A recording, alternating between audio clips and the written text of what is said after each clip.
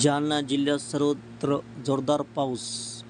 आज रात्रभर जालना जिल्ह्यात सर्वत्र जोरदार पाऊस झाला। अंबड घनसंगी तालुक्यातील तर पावसाने कहरच केला। मागील 24 तासात अंबड तालुक्यातील वडीगोद्री सर्कलमध्ये 185.30 मिमी तर गोदी 104 मिमी, सुकापुरी सर्कलमध्ये 71 मिमी व घनसंगी तालुक्यातील कुमार, पिंपळगाव, तीर्थापुरी व आंतरवाली सर्कलमध्ये प्रत्येकी 125 मिमी पावसाची नोंद झाली आहे।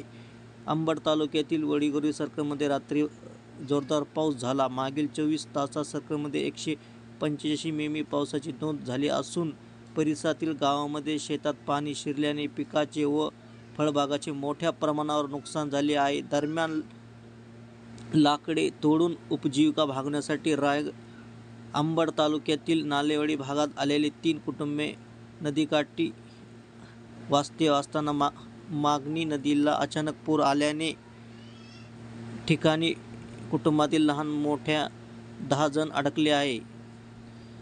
पावसाने दोन्ही तालुक्यातील काही गावांमध्ये शेतात पाणी